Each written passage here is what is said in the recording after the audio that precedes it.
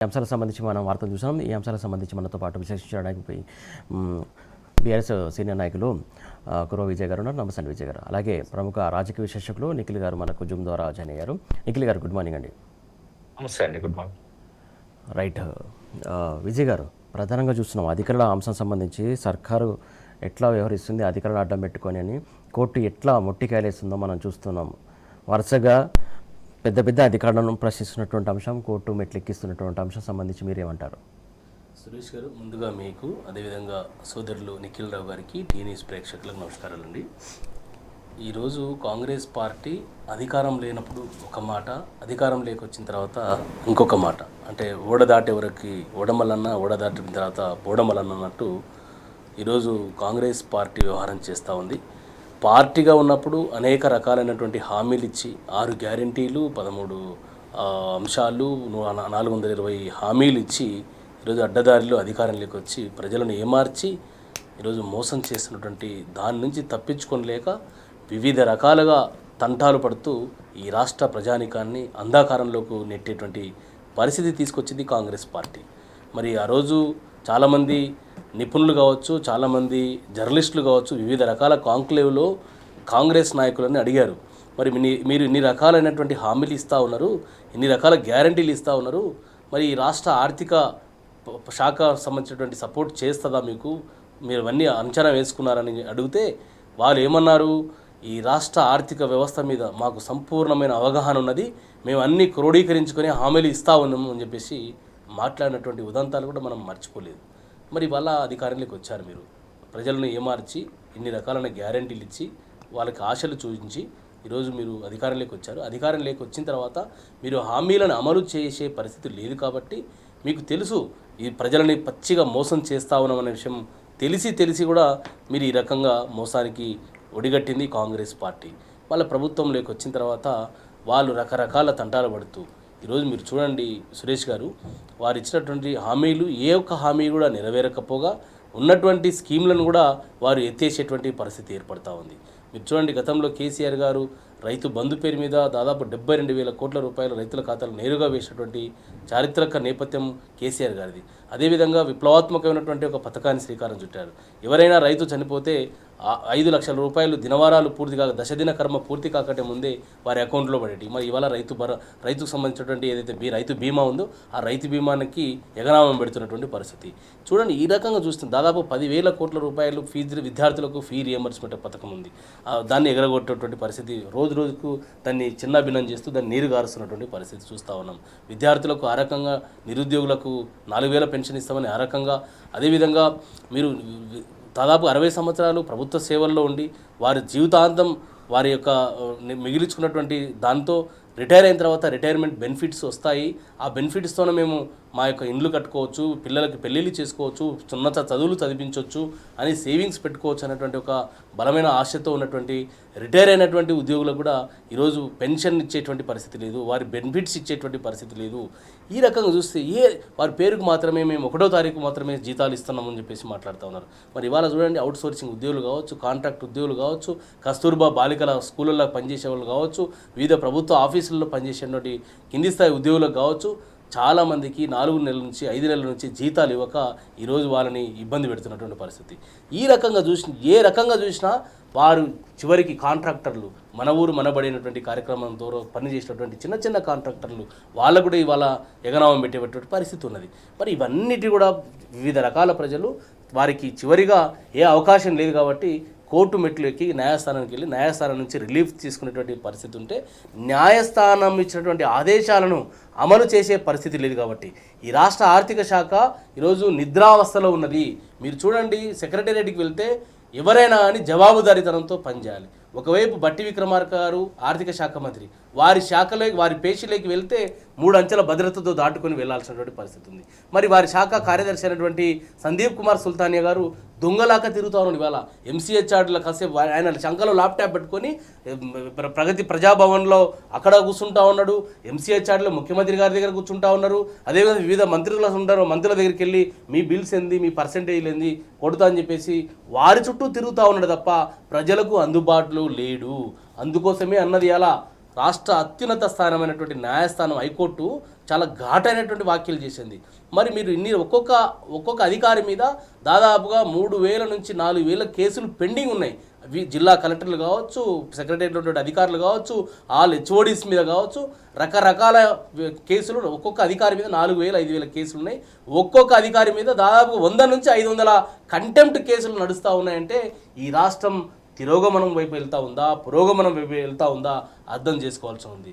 అది మొన్న హైడ్రా కమిషనర్ రంగనాథ్ గారు వారు చేసినటువంటి అత్యుత్సాహం వల్ల వారికి రాష్ట్ర హైకోర్టు ఏం చెప్పింది, ఈ రాష్ట్ర పోలీసులు సరిపోరు, నీకు అవసరమైతే సైన్యాన్ని కూడా మేము ఆదేశించి సైన్యంతో నిన్ను అరెస్ట్ చేసి బొక్కలు వేయిస్తామని చెప్పేసి హైడ్రా కమిషనర్ వారిని కూడా ఆ రకమైనటువంటి పరిస్థితులు చూసాం. మరి నిన్న వాస్తవానికి ఈ రాష్ట్రానికి కానీ దేశానికి కానీ పరిపాలనలో వెన్నెముకలాగా ఉండేటువంటి అధికారులు అఖిల భారత సర్వీస్ అధికారులు, ఐఏఎస్లు కావచ్చు, ఐపీఎస్లు కావచ్చు, ఆ రకమైన అధికారులను ఈరోజు న్యాయస్థానంలో ఈ రకమైనటువంటి వారికి అరెస్టు వారెంట్లు. నిన్న చూడండి, ఆర్థిక శాఖ ముఖ్య కార్యదర్శి అయినటువంటి సీనియర్ ఐఏఎస్ అధికారి అతను సందీప్ కుమార్ సుల్తానియా గారు వారు ఒక కేసులో సంబంధించినటువంటి 2024 కేసుకు సంబంధించిన అమలు చేయకుండా కోర్టుకు హాజరు కాకుండా ఉంటే, వారు పైసలు రిలీజ్ చేయకుండా కోర్టు ఆదేశాలు అమలు చేయకుండా ఉంటే కంటెంప్ట్ కేసు ఇస్తే దాదాపుగా నిన్న ఉదయం 10:30 అరెస్టు చేసి మన ముందు హాజరుపరచాలని న్యాయస్థానం ఆదేశించింది. అంటే ఒక సీనియర్ ఐఏఎస్ అధికారిని మరి అది హైదరాబాద్ సిపికి ఆదేశాలు ఇచ్చి అరెస్ట్ చేయమని చెప్పేసి ఆదేశాలు ఇస్తూ ఉందంటే మరి ఈ రాష్ట్రం అభివృద్ధి పాలన ఏ రకంగా వెళ్తూ ఉందో అర్థం చేయాలి. అందుకోసమే ఈ యొక్క పరిపాలన అనుభవం లేనటువంటి తనం ఖచ్చితంగా కనిపిస్తూ ఉంది. రేవంత్ రెడ్డి గారు ఒంటెద్దు పోకడల వల్ల, రేవంత్ రెడ్డి గారు కాంగ్రెస్ ప్రభుత్వం తీసుకున్నటువంటి మూర్ఖపు ఆలోచనల వల్ల ఈరోజు అఖిల భారత సర్వీస్ అధికారులు వారు ఇబ్బంది పడేటువంటి పరిస్థితి ఉంది. వారి అఖిల భారత సర్వీస్ అధికారులు యూపీఎస్సీ క్లియర్ చేసుకొని వచ్చేటువంటి అధికారులు, ఐఏఎస్లు కావచ్చు, ఐపీఎస్లు కావచ్చు, వారికి కొన్ని పరిధులు ఉంటాయి, వారికి ఒక పరిమితులు ఉంటాయి, వారికి ఒక బిజినెస్ రూల్స్ ఉంటాయి. వారికి ఆ యొక్క బిజినెస్ రూల్స్కు ఫ్రేమ్కు లోబడి వారు పనిచేయాలి. కానీ వారి అధికారులు ఎవరైతే అధికార పార్టీలో ఉన్నటువంటి నాయకులకు అడుగులకు మడుగులు ఎత్తే విధంగా, జియా అంటే హుజూర్ అనే విధంగా వారు వ్యవహారం చేస్తూ ఉన్నారు. కాబట్టి ఈరోజు రాష్ట్ర హైకోర్టు ఈ రకమైనటువంటి మొట్టికాయలు వేసేటువంటి పరిస్థితి ఉంది. కాబట్టి ఈ రాష్ట్ర ప్రభుత్వం ఈరోజు అయిపోయింది, 3 సంవత్సరాలు అవుతూ ఉంది. ఈ ప్రభుత్వానికి రోజులు దగ్గర పడ్డాయి. ఈ ప్రభుత్వంతో అయ్యేది కాదు, పోయేది కాదు. ఇది అంతా కాలం ముందుకు తీసుకెళ్తూ టైం పాస్ చేస్తూ ఈరోజు డైవర్షన్ పాలిటిక్స్ చేస్తూ ఈ రాష్ట్రం నడిపిస్తూ ఉంది కాంగ్రెస్ ప్రభుత్వం. కాబట్టి అఖిల భారత సర్వీస్ అధికారులారా, మీకు టీ న్యూస్ స్టూడియో నుంచి మీకు విజ్ఞప్తి చేస్తా ఉన్నాం. బీఆర్ఎస్ పార్టీ తరఫున మీరు మీ యొక్క పరిధి మేరకు, మీ బిజినెస్ రూల్స్ మేరకు మీరు పనిచేయండి. మీరు అధికార పార్టీ నాయకులు చెప్పేటువంటి యొక్క మాటలు నమ్మి మీరు కానీ తప్పులు చేస్తే చట్ట ప్రకారంగా శిక్ష మీకు తప్పదు. కింది స్థాయిలో ఉన్నటువంటి పోలీస్ అధికారులు కావచ్చు, పై స్థాయిలో ఉన్నటువంటి పోలీస్ అధికారులు కావచ్చు, కానిస్టేబుల్ నుంచి డీజీపీ వరకు కూడా అధికార పార్టీ నాయకుల మాటలు విని బీఆర్ఎస్ పార్టీ ప్రతిపక్ష పార్టీల నాయకుల గొంతులు నొక్కేటువంటి ప్రయత్నం చేస్తూ ఉంది. అధికార పార్టీ నాయకులు చెప్పేటువంటి మాటలు విని ప్రతిపక్ష నాయకుల మీద, మా బీఆర్ఎస్ పార్టీ నాయకుల మీద అక్రమ కేసులు పెట్టి జైళ్లకు పంపిస్తూ ఉన్నారు. మీరు ఇవన్నిటి కూడా రికార్డ్ చేస్తూ ఉంది. ఇది BRS party office Janata garage లాగా ఈరోజు బీఆర్ఎస్ తెలంగాణ భవన్ రసబండ వర్గాలు వచ్చి ప్రజలు చెప్పుకుంటా ఉన్నారు. కాబట్టి మీరు తప్పులు చేస్తే మాత్రం ఎట్టి పరిస్థితుల్లో ఉపేక్షించేది లేదు. మీరు బొక్కలో ఉన్నా కూడా ఖచ్చితంగా చట్ట ప్రకారంగా మీరు శిక్షకు అర్హులు అవుతారు. ఈరోజు న్యాయస్థానం మిమ్మల్ని హెచ్చరిస్తూ ఉంది. రాబోయేది కేసీఆర్ గారి ప్రభుత్వం, రేపు రాబోయేది బీఆర్ఎస్ పార్టీ ప్రభుత్వం. బీఆర్ఎస్ ప్రభుత్వం వచ్చిన తర్వాత తప్పులు చేసిన ఏ అధికారిని కూడా ఉపేక్షించేది లేదు. అడ్డమైనటువంటి మాటలు విని, కాంగ్రెస్ నాయకులు చెప్పేటువంటి మాటలు విని, ప్రభుత్వం పెద్దలు చెప్పిన మాటలు విని మీరు బీఆర్ఎస్ పార్టీ మీద కావచ్చు, ప్రతిపక్ష పార్టీ మీద కావచ్చు, పార్టీల మీద కావచ్చు, ప్రజల మీద మీరు ఈ రకమైనటువంటి మీరు నిర్లక్ష్య ధోరణితో ముందుకు వెళ్తే మాత్రం ఖచ్చితంగా మీకు శిక్ష తప్పదు. మీరు చూడండి సార్, ఇప్పుడు విద్యార్థులు కావచ్చు, ఉద్యోగులు కావచ్చు, ఉద్యోగులకు రకరకాల ఫైనాన్షియల్ బెనిఫిట్స్ ఈరోజు తప్పులు చేస్తూ ఉంటే మరి ఖచ్చితంగా న్యాయస్థానం స్పందించక తప్పదు. ఇంకోటి సార్, ఇప్పుడు మీరు చూడండి, 1,15,000 కుటుంబాలు ఉంటే 1,15,00,000 కుటుంబాలుంటే 1,03,00,000 కుటుంబాలకు ఈరోజు సంక్షేమ పథకాలు అందిస్తూ ఉన్నారు. మరి ఎక్కడ పేదరికం కనిపిస్తూ ఉంది? మరి ఐఫోన్ వాడే వాళ్ళకు, పెద్ద పెద్ద కార్లలో తిరిగే వరకు వాళ్ళందరికీ సంక్షేమ పథకాలు ఇస్తూ ఉన్నారని చెప్పి చెప్తా ఉంది. ఏ పార్టీ ప్రభుత్వం అయినప్పుడు కూడా ఈ అంశాల మీద చాలా నిన్న జస్టిస్ బీఓపాక్ నగేష్ గారు చాలా కీలకమైనటువంటి ఒక అంశాలని వారు లేవనెత్తారు. ఏంది, రాష్ట్ర బడ్జెట్ ఆదాయ వనరులు కావచ్చు, చేసినటువంటి ఖర్చు కావచ్చు, సమతుల్యత దెబ్బతిన్నది. విజయ్ గారు, అంశాల ఇది గురించి కీలకమైన లోతుగా మాట డిస్కషన్ మాట్లాడారు. చేద్దాం, ప్లీజ్. ఒక్క నిమిషం. సమతుల్యత లేని ప్రభుత్వం ఈ కాంగ్రెస్ ప్రభుత్వము. రైట్, మీరు అన్నట్టు ఖచ్చితంగా ఏదైతే సమతుల్యత లేదు, పాలన పడకేసింది, ప్రధానంగా అధికారులను అడ్డం పెట్టుకొని ఇష్టారాజ్యంగా పాలన కొనసాగిస్తుందని చెప్పేసి కోర్టు చెప్తున్నటువంటి అంశం, దానికి సంబంధించి విజయ్ గారు చెప్తున్నటువంటి అంశం. నిఖిల్ గారు, ప్రధానంగా హైకోర్టు చాలా అధికారులపైన సీరియస్ అవుతున్నటువంటి సందర్భం మనం చూస్తున్నాం. ప్రతి అధికారిపైన కూడా సీరియస్ అవుతున్నటువంటి అంశం. ప్రధానంగా ఇక్కడ ఇంకొక అంశం ముఖ్యంగా మాట్లాడుకోవాల్సింది, మనం పథకాలపైన కూడా హైకోర్టు సీరియస్ అవుతుంది. ఉచిత పథకాలు దేనికోసం పెడుతున్నారు, ఎందుకోసం పెడుతున్నారు, ఇలా ప్రజల్ని ఎందుకు మోసం చేస్తున్నారు అనే వ్యాఖ్యలు కూడా కోర్టు స్పందించినట్టు మనం వార్త చూస్తున్నాం. దాని గురించి మీరేమంటారు? సురేష్ గారు, ముందుగా మీతో పాటు ప్యానెల్లో ఉన్నటువంటి మిత్రులు విజయ్ గారు, అదేవిధంగా టీ న్యూస్ ప్రేక్షకులందరికీ కూడా నమస్కారం. ఈ ఉచిత పథకాలకు సంబంధించి చూస్తా ఉంటే ఇప్పుడే కాదు, మనం ఎన్నికలకు ముందు కూడా జరిగిన పరిస్థితులను ఒక్కసారి మనం గుర్తు చేసుకోవాల్సిన అవసరం ఉంది. ఇక్కడ గతంలో 10 సంవత్సరాల పాటు కేసీఆర్ గారి నాయకత్వంలో అద్భుతంగా అనేక సంక్షేమ పథకాలు, అనేకమైనటువంటి అభివృద్ధి పథకాలను ఏ రకంగా సక్సెస్ఫుల్ గా అమలు చేసిండ్రో, ఆనాడున్నటువంటి అధికారులే ఈనాడు ఉన్నా కూడా ఇప్పుడు ఏ రకంగా అన్ని వర్గాలు ఇబ్బందులకు గురవుతూ ఉన్నాయో మనం చూస్తా ఉన్నాము. ఇందాక విజయ్ గారు కూడా అనేక విషయాలను వ్యక్తం చేసిండ్రు. దాంట్లో భాగంగా మనం ఒక్కసారి ఆలోచిస్తే, కాంగ్రెస్ పార్టీ ఎన్నికలకు పోయే ముందు మీరు ఒక్కసారి ఇది చూస్తే, ఈ విధంగా 6 గ్యారంటీ 13 హామీలు, ఈ రకంగా 42 పేజీలతో 420 దొంగ హామీలు, ఒక అర్రాస్పాటటువంటి పరిస్థితులు మనం చూస్తాము. కేసీఆర్ గారు 10,000 రూపాయల రైతు బంధు ఇస్తామంటే మేము 15,000 రూపాయలు ఇస్తామని, మేము కౌలు రైతులకు కూడా ఇస్తామని, మేము రైతు కూలీలకు కూడా ఇస్తామని, మహిళలకు 2,500 రూపాయల పెన్షన్లు ఇస్తామని, కేసీఆర్ గారు కళ్యాణ లక్ష్మికి 1,00,000 రూపాయలు ఇస్తా ఉన్నారు అని అంటే మేము దాంతో పాటుగా ఇస్తామని చెప్పి ఈ రకంగా ఒక అర్రాసుపడినటువంటి పరిస్థితులు మనందరం కూడా చూస్తాము. ఈ రోజు అధికారంలోకి వచ్చిన తర్వాత 100 రోజుల లోపల ఆ హామీలన్నీ అమలు చేస్తామన్నారు. ఆ హామీలన్నీ ఒక రకంగా ఏ రకంగా అయితే పక్కన పోతా ఉన్నాయో మనం చూస్తా ఉన్నామో. మరీ ముఖ్యంగా రైతులకు సంబంధించి పెట్టుబడి సాయాన్ని ఇవ్వాలని గతంలో ఆలోచన చేసినటువంటి కేసీఆర్ గారు సక్సెస్ఫుల్ గా దాన్ని నడిపిండ్రు. ఆనాడు ఏ అధికారులు అయితే ఉన్నారో ఈనాడు కూడా అదే అడ్మినిస్ట్రేషన్ నడుస్తా ఉంది, అదే అధికారులు నడిపిస్తా ఉన్నారు. అయినా కూడా కనీసం రైతుకు సంబంధించిన పెట్టుబడి సాయం ఇచ్చే పరిస్థితి లేదు. కనీసం ఆ కళ్యాణ లక్ష్మికి సంబంధించి చూస్తా ఉంటే, ఆ గతంలో పెళ్లి జరిగిన తర్వాత 15 రోజుల నుండి నెల రోజుల లోపల వాళ్ళ అకౌంట్ లో ఆ 1,00,000 రూపాయలు పడే పరిస్థితి ఉండే. ఈ రోజు అదే ఆడబిడ్డలకు పెళ్లి జరిగి వాళ్లకు పిల్లలు పుట్టి ఆ పిల్లలు స్కూలుకు పోతున్న సందర్భంలో కూడా ఇదే కళ్యాణ లక్ష్మి డబ్బులు వస్తున్నటువంటి పరిస్థితి లేదు. నిన్నగాక మొన్న ఇదే కాంగ్రెస్ ఎమ్మెల్యేలు అక్కడో ఇక్కడో ఇస్తున్నటువంటి పరిస్థితులు మనం ఎట్లా చూస్తా ఉన్నామంటే, ఆ పిల్లలను ఆ తల్లులు ఎత్తుకొని వచ్చి వాళ్ళ చేతుల మీదుగా తీసుకుంటున్నటువంటి పరిస్థితులను మనం చూస్తా ఉన్నాము. అయితే ఇంత పరిస్థితి ఎందుకు వచ్చింది అనే ఆలోచన చేస్తే, గౌరవ హైకోర్టు న్యాయమూర్తులు కూడా నిన్న చెప్తున్నట్టుగా, నగేష్ గారు చెప్తున్నట్టుగా, వీళ్ళ దగ్గర డబ్బులు లేవా, రాష్ట్రంలో ఆదాయం లేదంటే గతంలో ఏ రకంగా ఉండినో అదే ఆదాయం ఇప్పుడు కూడా కనబడతా ఉంది. కానీ వీళ్ళు ఏం చేస్తా ఉన్నారు అంటే, కేవలం కాంట్రాక్టర్లకు డబ్బులు చెల్లించడము, ఎక్కడెక్కడైతే వీళ్ళకి కమిషన్లు వస్తా ఉంటాయో అక్కడ మాత్రమే ఆ డబ్బులను స్పెండ్ చేస్తున్నట్టుగా ఉంది.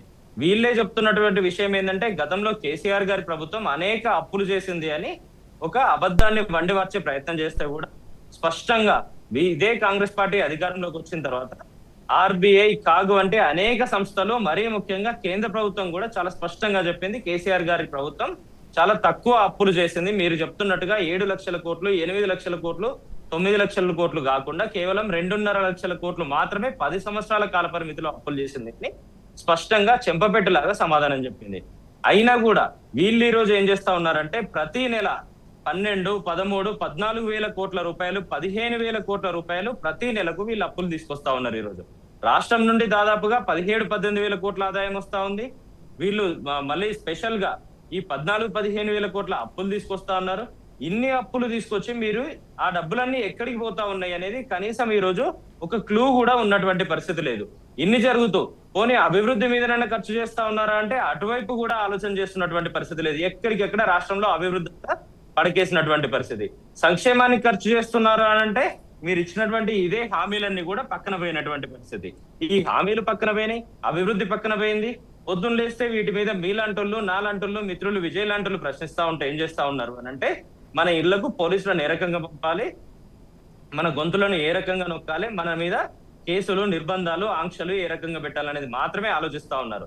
ఇదే విధంగా ఇటువంటి హామీలను అనేక రకాలుగా ఇదే కాంగ్రెస్ పార్టీ పక్క రాష్ట్రాల్లో కూడా తీసుకొస్తా ఉండడం వల్ల ఈ రకంగా అర్రాసు పాటలాగా పడడం రానున్న రోజుల్లో పూర్తి స్థాయిలో రాష్ట్రాలన్నీ కూడా తిరోగమనం వైపు పోయే పరిస్థితులు వస్తాయి, సంక్షోభం దిశగా పోయే పరిస్థితులు వస్తాయని హైకోర్టు కూడా చెప్తున్నటువంటి పరిస్థితులు. ఇప్పటికైనా కూడా వాళ్ళు ఏం చెప్తా ఉన్నారు అంటే, లేదు అభివృద్ధి చేయకపోయినా సరే ప్రజలను మభ్యపెడుతూ కేవలం ఇటువంటి సంక్షేమ పథకాలను, ప్రజా ఆకర్షక పథకాలను మాత్రమే తీసుకొస్తా ఉంటాం, మాకు ఓట్లు మాత్రమే ముఖ్యమో, రాష్ట్రాల్లో జరగాల్సినటువంటి అభివృద్ధి మాకు ముఖ్యం కాదు అనే విధంగా ఈ రోజు కాంగ్రెస్ పార్టీ వ్యవహారం చేస్తా ఉన్నది. ఇప్పుడు అది చెప్తున్నా కూడా దాన్ని అమలు చేసే పరిస్థితి కూడా లేదు కదా. ఇన్ని లక్షల కోట్ల రూపాయలు ఎక్కడికి పోతున్నాయి అనే పరిస్థితి కూడా వాళ్ళు కనీసం ఒక శ్వేతపత్రం వేయడమో లేదంటే వాళ్ళు లెక్కలు చెప్పడమో చెప్పే పరిస్థితి కూడా లేదు. నిజంగా కూడా వీటన్నిటి మీద పూర్తి స్థాయిలో అవగాహనతో మాట్లాడాల్సినటువంటి రాష్ట్ర ముఖ్యమంత్రి గారు, కేసీఆర్ గారి ప్రభుత్వం చేసినటువంటి అప్పులకు మేము మిత్తిలు కడతా ఉన్నాము, ప్రతి నెల 6,500 నుండి 7,000 కోట్ల రూపాయలు కేవలం కేసీఆర్ గారు చేసిన వాటికి కడతా ఉన్నాము అని అబద్ధాలను నిస్సిగ్గుగా వండివార్చే ప్రయత్నాలు చేస్తా ఉన్నారు. నిజంగా కూడా ఇదే రాష్ట్ర ప్రభుత్వం అనేక రకాలుగా కేంద్ర ప్రభుత్వానికి కానీ కాక్కి కానీ ప్రతి నెల కూడా ఆడిట్ రిపోర్ట్లు ఇవ్వాల్సిన అవసరం ఉంటది. ఆ ఆడిట్ రిపోర్ట్లలో స్పష్టంగా రాస్తా ఉన్నారు కదా. ఇదే ఆర్థిక శాఖ రిపోర్ట్లు పంపుతా ఉంది కదా, ఏమని పంపుతా ఉంది? లేదు పూర్తి స్థాయిలో కేసీఆర్ గారి ప్రభుత్వంతో పాటు ప్రస్తుతం నడుస్తున్నటువంటి కాంగ్రెస్ ప్రభుత్వం కూడా చేసినటువంటి అప్పులకు మేము కడుతున్న మిత్తిలు కేవలం 2,300, 2,400 కోట్లు మాత్రమే అనేది చెప్తా ఉన్నారు. మరి ముఖ్యమంత్రి గారు చెప్తున్న వాటికి ఆర్థిక శాఖ రిపోర్ట్లకు ఇంత వ్యత్యాసం ఎందుకు నడుస్తా ఉంది? దీని మీద కనీస ఆలోచన చేసే పరిస్థితి లేదు. గతంలో అనేక మంది మేధావుల పేరుతో, విఘ్నుల పేరుతో కేసీఆర్ గారి ప్రభుత్వాన్ని, కేసీఆర్ గారి నాయకత్వాన్ని బదనాం చేయడానికి బయలుదేరినటువంటి అనేక మంది ఈ రోజు వాళ్ళందరూ ఎక్కడికి పోయినరు అనే దాని మీద కూడా రాష్ట్ర ప్రజలంతా కూడా ఈ రోజు ప్రశ్నిస్తా ఉన్నటువంటి పరిస్థితి. ఇవన్నీ పక్కన పోతూ ఎంతసేపు పబ్లిక్ డొమైన్ కి రావాలి, కేసీఆర్ గారిని, కేటీఆర్ గారిని, హరీష్ రావు గారిని విమర్శించారు. ఇది మాత్రమే ఎజెండాగా కాంగ్రెస్ ప్రభుత్వం, కాంగ్రెస్ పార్టీ నడుస్తున్నటువంటి పరిస్థితి. స్వయంగా ఇంతకుముందు మిత్రులు విజయ్ గారు కూడా చెప్తున్నట్టుగా నిన్నగాక మొన్న చూసినాము, ఇదే రంగనాథ్ గారిని మీరు కోర్టు ధిక్కరణకు పాల్పడితే ఇప్పటికే 63 కోర్టు ధిక్కరణలు ఉన్నాయి మీ మీద, మీరు ఇంత పెద్ద బాధ్యత నిర్వర్తిస్తా ఉన్నారు, ఇన్ని రకాలుగా రాష్ట్రంలో ఎటువంటి క్లారిటీ లేకుండా కూడా అనేక భూముల విషయంలో క్లారిటీ రాకుండా కూడా మీరు వెళ్ళి కూల్చివేతలు చేస్తా ఉన్నారు. మీరు ఇప్పటికీ కూడా ఈ కూల్చివేతల మీద ఇటువంటి నిర్ణయాలు కొనసాగిస్తా ఉంటే, ప్రజాభీష్టానికి వ్యతిరేకంగా మీరు పనిచేస్తా ఉంటే మీరు కోర్టుకు కూడా హాజరవ్వలేకపోతా ఉంటే స్పష్టంగా రాష్ట్ర ప్రభుత్వం దీని మీద చర్యలు తీసుకోలేకపోతా ఉంది. ఆర్మీని దింపి మరి మిమ్మల్ని అరెస్ట్ చేసే పరిస్థితులు వస్తాయి హెచ్చరించిండు. ఇమ్మీడియట్ గా ఆ పరిస్థితులు హైకోర్టు స్పష్టంగా చెప్పిన తర్వాత ఆగ మేఘాల మీద ఇదే రంగనాథ్ గారు కోర్టుకు హాజరైండ్రు. నిన్న కూడా కంటోన్మెంట్ కు సంబంధించి 36-37 కోట్ల రూపాయలు మీరు ఇమ్మీడియట్ గా ఆ బోర్డుకు విడుదల చేయాలని 2 సంవత్సరాల నుండి హైకోర్టు చెప్తా ఉంది. అసలు హైకోర్టు చెప్పే పరిస్థితులు ఎందుకు వచ్చినాయండి? రాష్ట్ర అడ్మినిస్ట్రేషన్ వాళ్ళ హక్కుగా బాధ్యతగా ఇవ్వాలి కదా. అయినప్పటికీ హైకోర్టు చెప్పింది 2 సంవత్సరాల క్రితమే. చెప్పిన తర్వాత 2-3 సార్లు మళ్ళీ కూడా గుర్తు చేసింది, మేము ఇంత స్పష్టంగా చెప్తా ఉన్నా మీరు విడుదల చేయలేకపోతా ఉన్నారు అని. అయినప్పటికీ కూడా విడుదల చేయకపోతే మీరు ఇమ్మీడియట్ గా ఆదేశాలు, ఇదే హైకోర్టు ఆదేశాలు ఏమిచ్చిందంటే, సందీప్ కుమార్ సుల్తానియా గారు ఎవరైతే ఆర్థిక శాఖ సెక్రటరీ ఉన్నారో వారిని అరెస్ట్ చేయండి, అరెస్ట్ చేసి రేపు ఉదయం 10:30 వరకు మీరు కోర్టులో ప్రొడ్యూస్ చేయండి అని చెప్పిండ్రు. అటువంటి పరిస్థితులు ఎందుకు వస్తా ఉన్నాయి? ఈ రోజు ఇదే రాష్ట్రాన్ని నడపాల్సినటువంటి మంత్రులు గాని, ముఖ్యమంత్రి గారు గాని అభివృద్ధి మీద గాని, సంక్షేమం మీద పట్టు లేకపోవడం వల్లనే ఈ పరిస్థితులు వస్తా ఉన్నాయి. ఈ రోజు అత్యున్నత స్థాయిలో గౌరవంగా పనిచేయాల్సినటువంటి ఐఏఎస్ అధికారులు కూడా కోర్టు మెట్లెక్కి కనీస సమాధానం లేకుండా వాళ్ళు ఇబ్బందులు పడే పరిస్థితులు ఈ రేవంత్ రెడ్డి గారి పాలనా వైఫల్యం వల్లనే వస్తా ఉన్నాయి కదా. పూర్తి స్థాయిలో రేవంత్ రెడ్డి గారి వైఫల్యమే స్పష్టంగా కనబడతా ఉంది కదా. ఇక్కడ ఇందాక నేను చెప్తున్నట్టుగా ఇన్ని లక్షల కోట్ల, ఇన్ని వేల కోట్ల అప్పులు తెస్తూ ఇన్ని వేల కోట్ల ఆదాయం ప్రతి నెల వస్తా ఉంటే కూడా 30 కోట్లు 20 కోట్ల రూపాయలు మీరు చెల్లించే పరిస్థితులు లేవు. ఈ రోజు ఇంత అధ్వానంగా ఏ రకంగా జరుగుతా ఉంది. ఈ వీళ్ళు ఏం చెప్తా ఉన్నారు? మళ్ళీ పొద్దున్న లేస్తే ఇదే హరీష్ రావు గారి మీద క్షుద్రపూజలు చేస్తా ఉన్నారు అని చెప్తా ఉన్నారు. వీళ్ళేదో నిమ్మకాయలు తెచ్చిచ్చినట్టుగా, వీళ్ళేదో జీడి గింజలు తెచ్చిచ్చినట్టుగా, వాళ్ళే సప్లై చేస్తున్నట్టుగా మాట్లాడుతా ఉన్నారు. ఇదే స్పష్టంగా పిసిసి అధ్యక్షులు కూడా ఇదే విధంగా మాట్లాడుతా ఉన్నారు. కనీసం సోయి ఉండాలి కదా, మనం ఏం మాట్లాడుతా ఉన్నాం కానీ. కేటీఆర్ గారి మీద ఇదే విధంగా అబండాలు వేస్తా ఉన్నారు. పొద్దున్న లేస్తే ఎంక్వైరీల పేరుతో వేధిస్తా ఉన్నారు. ఇటువంటి విషయాలన్నింటిలో ప్రశ్నిస్తా ఉంటాయి. ఈ రకంగానే రాష్ట్రాన్ని నడిపేది. గతంలో మీరు 10 సంవత్సరాల కాల పరిమితికి సంబంధించి చూస్తే ఇదే కేసీఆర్ గారు అమలు చేస్తున్నటువంటి అనేక సంక్షేమ పథకాలను భారతదేశం వ్యాప్తంగా ఉన్నటువంటి అనేక రాష్ట్రాలు కాపీ కొట్టినాయి కదా.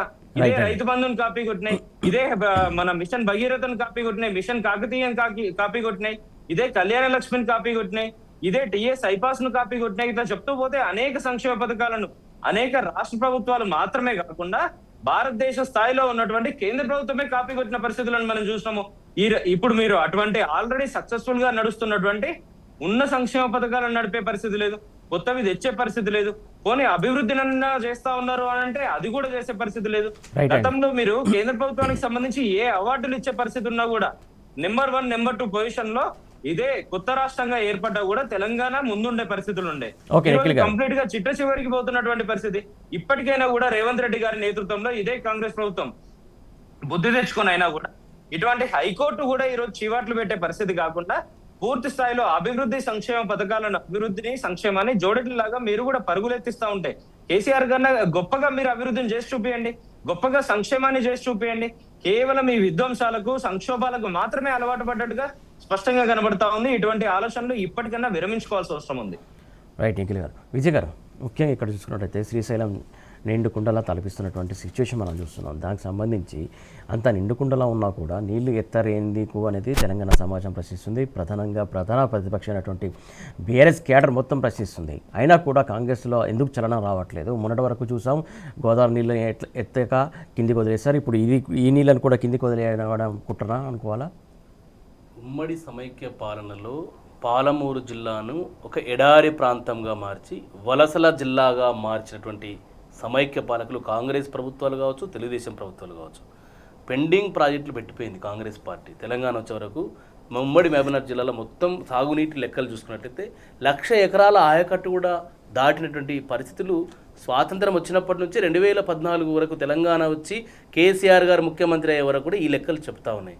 మరి కేసీఆర్ గారు ముఖ్యమంత్రి అయిన తర్వాత పెండింగ్ ప్రాజెక్టులను రన్నింగ్ ప్రాజెక్టులుగా చేసి ఉమ్మడి మహబూబ్నగర్ జిల్లా నుంచి వలసలు వెళ్ళేటువంటి మైగ్రేషన్ పోయినటువంటి కార్మికులను, ప్రజలను రివర్స్ మైగ్రేషన్ తీసుకొచ్చి మహబూబ్నగర్ జిల్లాని శస్యశ్యామలం చేసిండు కేసీఆర్ గారు.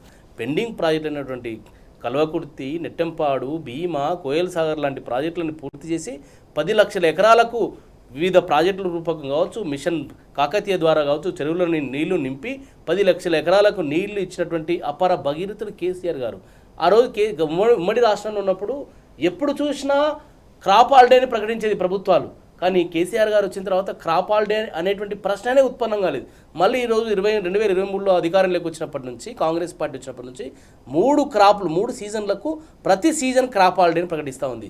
కేసీఆర్ గారు ఉన్నప్పుడు అక్కడ నుంచి పైనుంచి ఆల్మట్టి నుంచి వరద వస్తూ ఉందంటే ఆ వరదని అసెస్మెంట్ చేసి అధికారులకు ఆదేశాలు, అర్ధరాత్రి కూడా ఆదేశాలు ఇచ్చినటువంటి ఉదంతాలు కూడా గతంలో బీఆర్ఎస్ ప్రభుత్వంలో ఉండింది. ఎక్కడ ఏ ప్రాజెక్ట్ ఎప్పుడు నిండుతుంది, ఏ పంపులు ఎప్పుడు ఆన్ చేయాలని మినిట్ టు మినిట్ మానిటరింగ్ చేసి తెలంగాణ ప్రజలకు, పాలమూరు ప్రజలకు నీళ్ళు అందించడు కేసీఆర్ గారండి. అక్కడ నుంచి నీళ్ళు వస్తూ ఉన్నాయంటే జూరాల కుడి ఎడమ కాలువలకు వెంటనే నీళ్లు విడుదల చేసే ప్రయత్నం చేశారు. అదేవిధంగా నెట్టెంపాడు పంపులు ఆన్ చేసి అన్ని రిజర్వాయర్లు నింపి వ్యవసాయానికి నీళ్ళు ఇచ్చారు. కలవకుర్తి పంపులు ఆన్ చేసి ఆ పంపులు అక్కడి నుంచి కూడా నీళ్ళు ఇచ్చారు. ఈ రకంగా చూస్తే కృష్ణా, తుంగభద్ర నదిలో మీద ఉన్నటువంటి అన్ని సాగునీటి ప్రాజెక్టులకి సంబంధించినటువంటి రిజర్వాయర్లని ఫుల్ చేసి ప్రజలకు సాగునీరు, తాగునీరు అందించినటువంటి పరిస్థితులు గతంలో ఉండేది. మళ్ళీ ఇవాళ కాంగ్రెస్ పార్టీ అధికారంలోకి వచ్చిన తర్వాత ఈ సీజన్ మనం మాట్లాడుకున్నట్లయితే గడిచిన 15 రోజులుగా తుంగభద్ర కావచ్చు, కృష్ణానది కావచ్చు పొంగుతూ ఉంది. దాదాపు రోజుకు 2,25,000 క్యూసెక్ల నీళ్ళు వస్తూ ఉన్నాయి. ఆ నీళ్లు మొత్తం కూడా శ్రీశైలంకి వెళ్తూ ఉన్నాయి. మరి ఇక్కడ నుంచి వరద మాత్రం అవుట్లో పోతూ ఉంది, బయటికి వెళ్తూ ఉంది. శ్రీశైలంలో వచ్చి దాదాపు 215 టీఎంసీల సామర్థ్యం గలటువంటి శ్రీశైలం డ్యాము 175 టీఎంసీల పైచిలుగా ఈరోజు స్టోరేజ్ ఉంది. ఈ రోజు ఇంకా 2-3 రోజులు, ఒక వారం 3-4 రోజులు అయితే శ్రీశైలం నిండు కుండలాగా అయిపోయి 2 రోజుల తర్వాత నాగార్జున సాగర్కి నీళ్ళు వదిలేటువంటి పరిస్థితి ఉంది. మరి నీళ్లు ఇన్ని ఉన్నప్పటికీ ఇవాళ జూరాల మీద ఉన్నటువంటి పంపులు ఎందుకు కాలువలకు ఎందుకు నీళ్లు విడుదల చేసి రైతులకు ఇవ్వడం లేదు? నెట్టెంపాడు పంపులు ఆన్ చేసి రిజర్వాయర్లు నింపి రైతులకు ఎందుకు ఇవ్వడం లేదు? భీమాకు సంబంధించినటువంటి ప్రాజెక్ట్ మీద ఎందుకు పంపులు ఆన్ చేయడం లేదు? ఇవాళ కలవకుర్తి పంపులు 4 పంపులు ఉంటే 3 పంపులు ఆన్ చేస్తే కూడా సరిపోయేటువంటి నీళ్ళు వచ్చేటువంటి పరిస్థితి ఉన్నది. అవి ఎందుకు ఆన్ చేయడం లేదు? ఇవాళ 802 మీటర్ల ఎత్తులో నీళ్లు శ్రీశైలం దగ్గర ఉంటే 211 రోజులు నిరంతరాయంగా కలవకుర్తులు పంపులు ఆన్ చేసి దాని కింద ఉన్నటువంటి ఎల్లూరు కావచ్చు, జొన్నల బోగుడ కావచ్చు, అదేవిధంగా గుడిపల్లి లాంటి రిజర్వాయర్లు నింపి నీళ్ళు ఇచ్చేటువంటి పరిస్థితి ఉన్నది. దాదాపు 500 చెరువులని నీళ్లు నింపేటువంటి పరిస్థితి ఉంది. 6 నియోజకవర్గాలకు సాగునీరు అందించేటువంటి పరిస్థితి ఉన్నది. ఇవాళ కాంగ్రెస్ ప్రభుత్వం ఎందుకు చోద్యం చూస్తా ఉంది? ఇవాళ మీరు అక్కడ కేసీ కెనాల్ నుంచి నీళ్లు తీసుకెళ్తా ఉన్నారు, అంద్రి నివాస్ సుజలా స్రవంతి ప్రాజెక్ట్ నుంచి నీళ్లు తీసుకెళ్తా ఉన్నారు, పోతిరెడ్డిపాడు స్టేజ్ 1 నుంచి నీళ్లు తీసుకెళ్తా ఉన్నారు, పోతిరెడ్డిపాడు స్టేజ్ 2 నుంచి నీళ్లు తీసుకెళ్తా ఉన్నారు. కానీ ఇవాళ తెలంగాణ ప్రాజెక్టులు, పాలమూరు ప్రాజెక్టులు ఇవాళ ఎదురు చూస్తా ఉన్నాయి, ఎప్పుడు ఓపెన్ చేస్తారని చెప్పేసి. ఎందుకు ముఖ్యమంత్రి రేవంత్ రెడ్డి గారు నేను నల్లమల్ల బిడ్డని, పాలమూరు బిడ్డని చెప్పుకుంటా ఉన్నావు కదా? నీ గ్రామము ఇదే కృష్ణా పరివాహక ప్రాంతంలో ఉంది, నీ సొంత పుట్టిన ఊరు, నువ్వు నియోజకవర్గం, నీ ప్రాతినిధ్యం వహించిన నియోజకవర్గం కొడంగల్ కూడా కృష్ణా పరివాహక ప్రాంతంలో ఉన్నది. ఎందుకు నీళ్ళు ఇవ్వడం లేదు మిస్టర్ రేవంత్ రెడ్డి? ఇవాళ పాలమూరు బిడ్డనని చెప్పుకునేటువంటి రేవంత్ రెడ్డి గారు ఇవాళ పాలమూరు మీద విషయం కలుగుతా ఉన్నాడు. పాలమూరు అల్లుడిని అని చెప్పుకునేటువంటి నీటిపారుదల శాఖ మంత్రులు ఉత్తమ్ కుమార్ రెడ్డి గారు కూడా పాలమూరు మీద ఈ రకమైనటువంటి విషయం చెప్తా ఉన్నారు. ఎందుకు తాత్సారం చేస్తా ఉన్నారు? ఇవాళ మీరు అక్కడనేమో ఆంధ్రకు, రాయలసీమకు నీళ్లు తీసుకెళ్తా ఉన్నారు, ఇక్కడనేమో పాలమూరుకు, నడిగడ్డకు, మొత్తం పాలమూరు జిల్లాకు ఇవాళ ఎండ కొడతా ఉన్నారు. 90% పనులు పూర్తి చేసినటువంటి కేసీఆర్ గారు ఏది పాలమూరు రంగారెడ్డి లిఫ్ట్ ఇరిగేషన్ లో ఈ రోజు అప్పుడు కేసీఆర్ గారు ఉన్నప్పుడే 2023 ఆగస్టు మాసం ప్రాంతంలోనే ఆ రోజు డ్రై రన్ కూడా నిర్వహించినటువంటి పరిస్థితి. బీఆర్ఎస్ పార్టీ పోరాటం కావచ్చు, అక్కడ ప్రజల యొక్క పోరాటం వల్ల ఈ ప్రభుత్వం కూడా ఇంకో పంపుని డ్రై రన్ చేసింది. ఈ రోజు వెట్రన్ను ఆన్ చేయండి, నార్లాపూర్ రిజర్వాయర్ ని, ఏదుల రిజర్వాయర్ ని, కరివెన రిజర్వాయర్ ని, ఉదండాపూర్ రిజర్వాయర్ ని, అదేవిధంగా ఒట్టెం రిజర్వాయర్లని నింపండి. నీళ్లు ఎందుకు నింపడం లేదు? ఇవాళ అదే అడుగుతా ఉంది ఇలా బీఆర్ఎస్ పార్టీ. ఈరోజు సవతి తల్లి ప్రేమ చూపిస్తా ఉంది కాంగ్రెస్ పార్టీ. మరి ఇవాళ నీకు గురుదక్షిణగా ఎందుకు రేవంత్ రెడ్డి తెలంగాణ నీటి హక్కులను ఈరోజు నువ్వు వదులుకుంటా ఉన్నావు? ఇంకొకటి, కృష్ణా యాజమాన్య బోర్డు కూడా, కేఆర్ఎంబి కూడా ఒక ఏకపక్షంగా, ఒక నిర్లక్ష్యంగా వ్యవహారం చేస్తూ పక్షపాత ధోరణితో చేస్తా ఉంది. ఒకవైపు జూరాల నుంచి 2,25,000 క్యూసెక్ల నీళ్లు కిందికి వెళ్తా ఉంటే ఇక్కడ రికార్డ్ అవుతా ఉన్నాయి, ప్రభుత్వ లెక్కలు చెప్తా ఉన్నాయి. మరి జూరాలకి, మన శ్రీశైలంకి వచ్చే వరకు మాత్రము 2,12,380 క్యూసెక్లు మాత్రమే నీళ్లు వస్తా ఉన్నాయని చెప్పేసి ఎందుకు తప్పుడు లెక్కలు చెప్తా ఉంది? అంటే రేవంత్ రెడ్డి గారు దొంగకు తాళం చెవి ఇచ్చాడు. అక్కడ ఆంధ్రప్రదేశ్ ఇచ్చేటువంటి లెక్కలనే కేఆర్ఎంబి చెప్తా ఉంది. ఏ రకంగా చూసినా రేవంత్ రెడ్డి గారు పాలమూరు జిల్లాకు, ఇదో కృష్ణా తుంగభద్ర పరివాహక ప్రాంత ప్రజల నోట్లలో మట్టి కొట్టేటువంటి పరిస్థితి ఉంది. రేవంత్ రెడ్డి గారు దయచేసి మీ పిచ్చి ఆలోచనలు మానుకోండి. మీరు ఇలా తెలంగాణ ప్రజలకు, పాలమూరు ప్రజలకు నీళ్లు ఇవ్వండి. నీ గురువు చంద్రబాబు నాయుడుకు గురుదక్షిణ ఇచ్చేటువంటి మీ పరిస్థితి ఉన్నది. ఇవాళ చూడండి, మీరు చూడండి, 215 టీఎంసీలు ఉన్నటువంటి దాన్ని 175 టీఎంసీలు వచ్చేసింది. అక్కడ నీళ్ళు తీసుకెళ్తా ఉన్నారు. ఆంధ్ర రాయలసీమ ప్రాజెక్టులు మొత్తం నిండు కుండలుగా చేసుకుంటా ఉన్నారు. మరి తెలంగాణ ప్రాజెక్టులకు ఎందుకు నింపలేరు? ప్రజలకు ఎందుకు నీళ్ళు పట్టలేదు? ఇంకొకటి సార్, ఇప్పుడు వీళ్ళంటా పంట మార్పిడి కోసం వీళ్ళు ప్రయత్నం చేస్తున్నారు. నేను ఇవాళ మార్నింగ్ డిబేట్కి వచ్చే ముందు కొద్దిమంది ఇరిగేషన్ శాఖ అధికారులతో మాట్లాడితే మాకేం లేదు, ప్రభుత్వం నుంచి ఆదేశాలు రావడం లేదు, ప్రభుత్వం నుంచి ఆదేశాలు ఇస్తే పంపులు ఇట్లా నొక్కితే ఆన్ అవుతాయి, కేసీఆర్ గారు మొత్తం వ్యవస్థను ఏర్పాటు చేసిపోయారు, మేము ప్రభుత్వం నుంచి ఆదేశాలు వస్తే నొక్కుతామని చెప్పేసి మాట్లాడతారు. కానీ ప్రభుత్వం ఎందుకు ఆదేశాలు ఇవ్వడం లేదు? ఎవరి హక్కులని కాపాడే ప్రయత్నం చేస్తుండు ఇవాళ రేవంత్ రెడ్డి. అందుకే ఇంటోడికైనా, మట్టి పనికైనా ఇంటోడే ఉండాలంటారు. కేసీఆర్ గారు తెలంగాణని ప్రేమించాడు, తెలంగాణను తెచ్చాడు కాబట్టి కేసీఆర్ గారికి ఉన్నటువంటి ప్రేమ వీళ్ళకెందుకు ఉంటుందండి? ఇవాళ ఆ సీట్లో కేసీఆర్ గారు ఉంటే ఆంధ్రప్రదేశ్ కావచ్చు, కేఆర్ఎంబి కావచ్చు, జిఆర్ఎంబి కావచ్చు, ఈ రకమైన ప్రయత్నాలు చేసేదా? గత జూలై 5వ తారీఖు రోజున మా పార్టీ వర్కింగ్ ప్రెసిడెంట్ కేటీఆర్ గారు కన్నేపల్లి పంపును ఆన్ చేసి ఉత్తర తెలంగాణ ఆదుకోండి, కాళేశ్వరం అందుబాటులోకి తీసుకురాని చెప్పేసి కేటీఆర్ గారు డిమాండ్ చేసిన తర్వాత కూడా ఈ ప్రభుత్వం చలనం లేదు. ఇవాళ ఇదే కృష్ణా నది మీద, మననేమో గోదావరి నది మీద ఈ రకంగా చేశారు, ఇప్పుడు కృష్ణా నది మీద ఈ రకంగా సవతి తల్లి ప్రేమ చూపిస్తా ఉన్నాడు.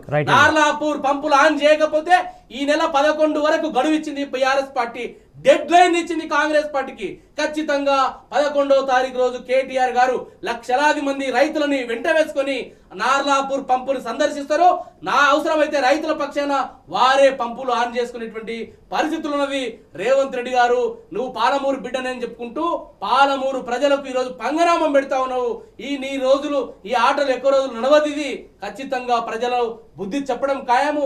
ఈ నెక్స్ట్ కాంగ్రెస్ పార్టీకి కర్రు కాల్చి వాత పెట్టడం ఖాయము.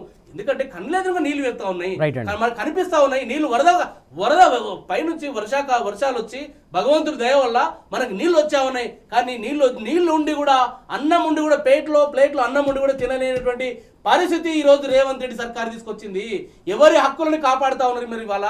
నీళ్లు ఎవరి బంగారం కంటే ఎక్కువ, అది నీళ్లు దొరుకుతాయా? నీళ్లు దొరకవు. వచ్చిన నీళ్ళని ఒడిసి ఒక్కొక్క బొట్టుని ఒడిసి పట్టుకొని పొలాలకు అందించిండు కేసీఆర్ గారు. మరి ఇవాళ నీళ్లు మొత్తం కూడా జార విడుస్తా ఉన్నాడు రేవంత్ రెడ్డి గారు. ఇది కేసీఆర్ గారికి రేవంత్ రెడ్డి గారికి తేడా. కేసీఆర్ గారు ఆ స్థానంలో ఉంటే ఒక్క సెకండ్ కూడా ఆగకుండా ఇప్పటి వరకు అన్ని రిజర్వాయర్లను ఫుల్ చేసి అన్ని చెరువులకు నీళ్లు ఇచ్చి నీళ్లు అందించడానికి చర్యలు తీసుకునేవాడు కేసీఆర్ గారు. కానీ రేవంత్ రెడ్డి గారు ఆ పని చేయడం లేదు.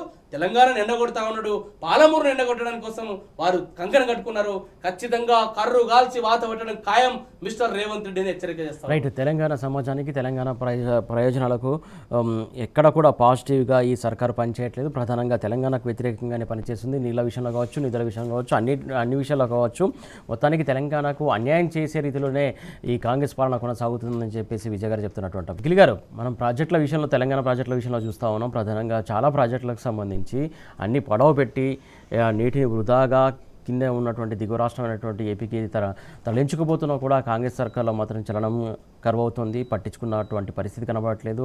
నీటిని యథేచ్ఛగా దోచుకెళ్తున్నారు, అనుమతులు తీసుకుంటున్నారు. ఆ కొన్ని అనుమతులకు సంబంధించి అడ్డంకులు సృష్టిస్తున్నారు. అయినా కూడా కాంగ్రెస్ పార్టీ మాత్రం ఎందుకు ఇంత సైలెంట్గా ఉంటుంది అనుకోవాలి?